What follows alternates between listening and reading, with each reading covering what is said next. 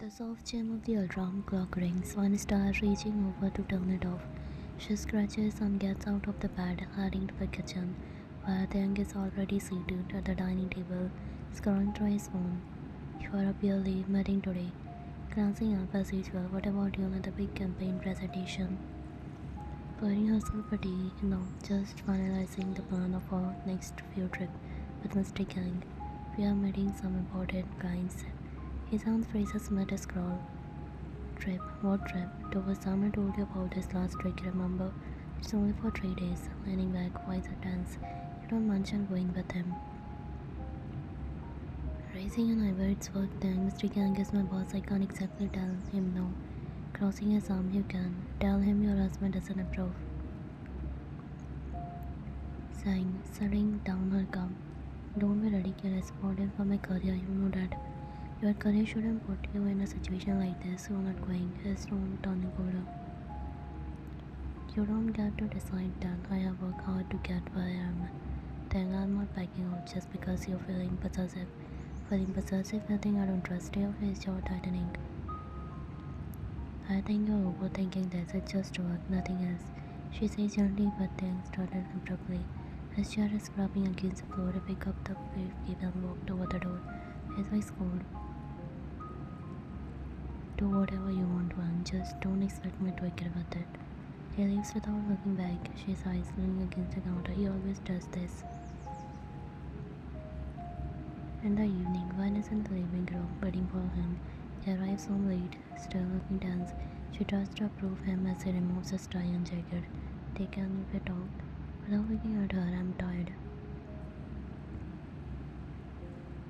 Stepping closer, "I don't like when we fight like this. Can't you trust me?" Turning to her face, "It's not about trust, Van. It's about me wanting you to be around people who might take advantage of you, especially gangs." Frustrated, "You have met him. He is professional and respectful. We have been unfair." His voice low and rigid. "You don't understand how men like him think I do."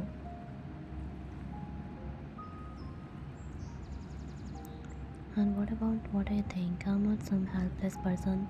I can handle myself." His voice softened slightly but still. "You shouldn't have to not when I'm here. I love that you can, but sometimes feel like you are suffocating me." He doesn't reply. His expression, Pansa is running away. "That trip is important for me. I will go, but I will call you every chance I can. Just try to understand." He watches her leave the room, his fist clenching at his side. Next day, one walks into the living room, tired from work. She spots Taehyung sitting on the couch, scrolling through his phone. His expression cold and tense from the morning still lingers. "Accidentally, you are home early." Without looking up, had enough work for one day. She places her back on the table, approaches him, trying to adjust more. She sits on the couch, leaving some space between them. "They stop, please ignoring me. I can't handle this anymore. I don't want us to keep fighting." Finally looking better, "Then don't go. We talked about this. I need to go. It's important for my career." His voice rising slightly. "Your career is not important than your safety, man.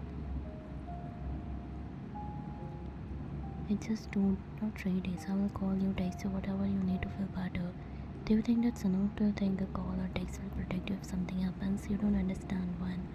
I can't sit here knowing you are miles away with people I don't trust."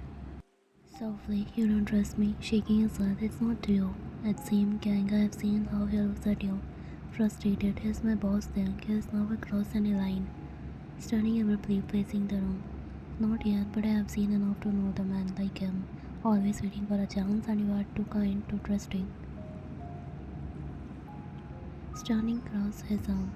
"So what I'm supposed to do? Give up everything I worked for because you're scared of what ifs?" Turning to face her, his voice breaking slightly, as if it's meant keeping you safe. She stared at him shocked, his expression softened and stepped closer.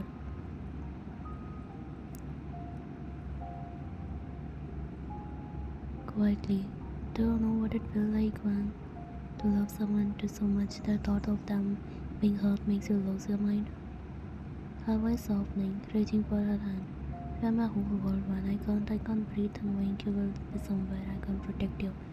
I don't care if I sound crazy or controlling, I just freaking love you so much to take the risk. I love you too, but I can't stop being mean Taehyung. I have a dreams too. His voice warm again. Dreams are worthless if something happens to you. She pulls her underwear his fashion turned cold. You have to trust me, but I can't trust the word man. Don't you see that? He said desperately. They stand in silence, both struggle with emotion. She eventually sighs and walks toward the bedroom. Without looking back, I'm still going, I have to. He watches her leave, his face clenching at his side, his heart urges. His pride keep recorded him, please. The bedroom too close, he whispers to himself. Why can't you understand? I had to. Anything to keep you safe.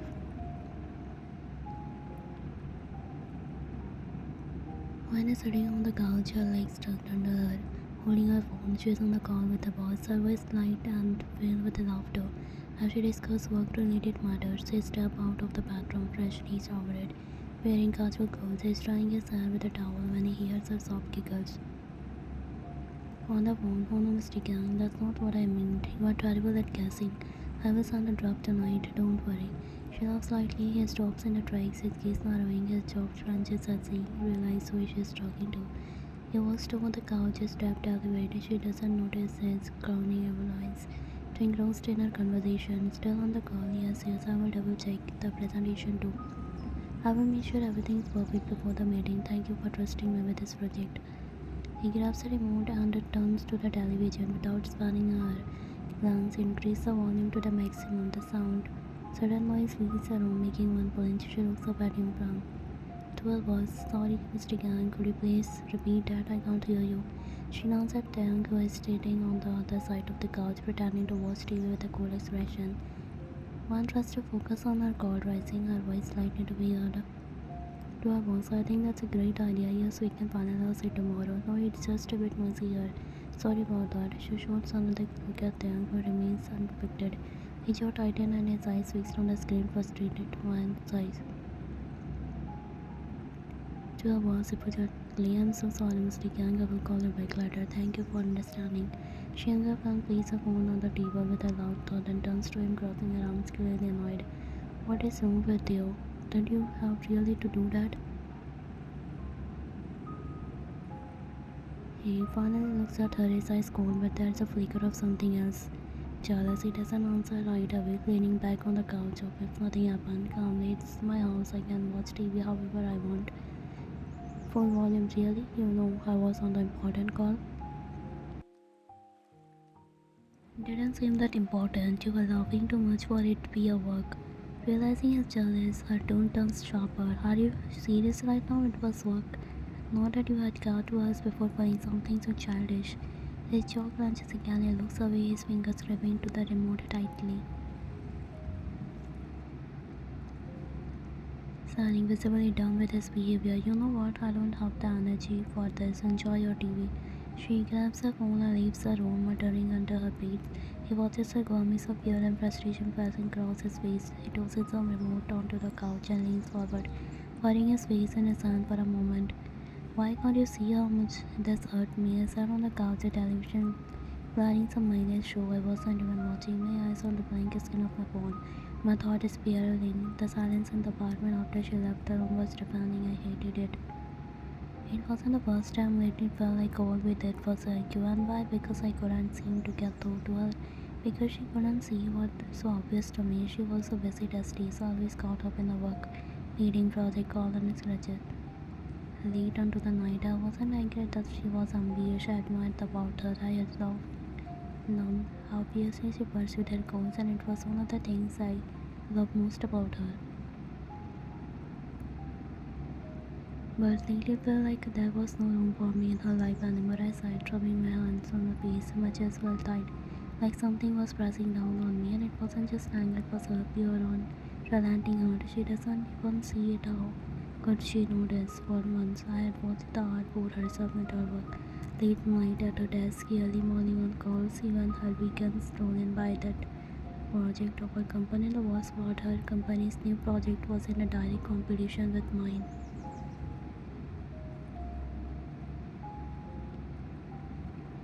But I don't care about that. I never cared about that. What I cared about was her. It wasn't a competition that made me spoiled. It wasn't even the thought of her working so hard, it was seeing gang. The man was deliberately keeping her busy.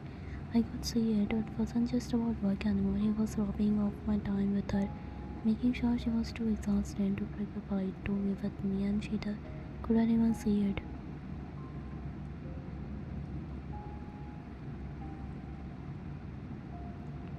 I cleared my face much out at this image of her laughing and the phone call replayed in my mind, stabbing the chest like a knife. I knew it was work, I knew there was nothing more to it, but hearing her laugh like that when she had laughed like that with me in the waves, it felt like betrayal. I sank back into the couch, staring to the ceiling. You don't even know how much I need you, do you? She was everything to me, my home, my family, my anchor. I didn't have anyone else. I never had anyone else. I grew up in a house full of a cold stare and empty rooms, and I spent years building walls around myself to keep the loneliness out. But one day she came into my life, and those walls sounded like they were nothing. And now it felt like I hated the way I felt right now, vulnerable, angry, but I hated fighting with her even more. Every argument left me feeling torn, broken, and I could never stay mad at her for long. No matter how much her action hurt me, but this time I couldn't let it go. I couldn't let her go. The thought of her going on a trip made my stomach twist painful. It wasn't just about jealousy or possessiveness. Though I know I felt both. I know the gang family, I deal with them in the past, and I know what kind of people they were. Shady, manipulative, ruthless, and I didn't trust gang with her, not for a second. As you step out of bedroom, tying your hair into a messy bun, the comforting quiet of the house greets you. Your step are light in turning to the head of the kitchen for a mug of coffee, but as you pass the living room, the sight of the couch makes you stop and right there. He is sprawled on the couch, one arm draped over his chest, while the other hugs a pillow tightly. His face is a soft in his lip, the sharp lines of his jaw relaxed, his lips slightly parted in a faint pout. For a moment, that's coolness. Small tugs at your lips, he looks so different, like this. Almost twice the tension that had been so evident in his physical is gone, now replaced by an innocence that you rarely get to see. You crouch down beside him, your fingers brushing a stray lock up from his forehead. He doesn't stare, just shifts slightly, his grip on the pillow tightening, decide make your heart to give it affection. Leaning in a presser, soft kiss to his, the gesture down there and filleting. I'm sorry, you whisper, though you are not sure if you're apologizing for the fight or for the fact that you will be leaving tomorrow. Maybe both. Straightening up, you grab the throw blanket wrapped over the armrest of the couch and gently cover him. He shifts again, murmuring something inherent in his lip. You juggle softly yourself, brushing a finger against his cheek one last time before stepping away. To work waiting for you to the study rooms, away on your mind. Tomorrow's flight is early and there is still so much to prepare for. As I head to the study, your glance back at him as more one time. The study room feels cold compared to the warmth of the living room. Sitting into your chair, you boot up your laptop, your finger immediately moving. Then woke up to the soft hum of the morning, stretching his arms and yawning. He blinked a few times, his gaze landing on you in the kitchen. You were standing by the counter, staring something in the pan, looking tired but still managing a smile. His brown frowned as he noticed a faint shadow under your eyes. When he called, his voice lowered sharp. You turned to him with a warm smile, walking over with a cup of coffee in one hand, sipping casually if nothing was happened. Good morning, Day. You greeted handing him the mug. He ignored the cup, his eyes narrowing. You didn't sleep, did you? You were hastily brushing a strand of your hair behind your ear. I made your favorite breakfast. Wine, he said again, his voice colder. This time I asked if you slept. You sighed, your smile faltering. I had some work to finish and I needed to play bike for the trip. For 3 days, he snapped, setting the mug on the table without drinking. You are running yourself into the ground for him and his company. Do you even care how this affects you? Your brows knitted together as you placed your hand on your hips. Taehyung, this isn't about him. It's my job. I have told you 1,000 times. It's important. Important enough to those slip over to skip meals to look like a gesture toward your face is frustration evident. You roll your eyes like what? Go on, say it. Like you are too tired to even think is ready. Parked, standing up abruptly. You are giving everything to the strip to your boss. And what about me? What about us?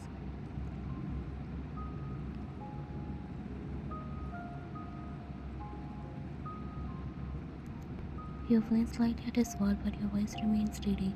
This is my career, it's not about you or us. Why can't you just support me for once?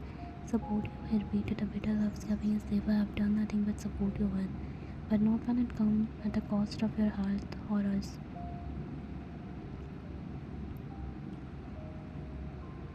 Shook your eyes, exhaling sharply. I don't have time for this. I have a flight to catch and I need to finish packing. You always don't have time, he muttered under his breath and loud enough for you to hear. He paused the door behind her and tightening the handle. Maybe you should ask yourself why. He joked as you walked away, leaving him standing there, the untouched coffee still steaming on the table.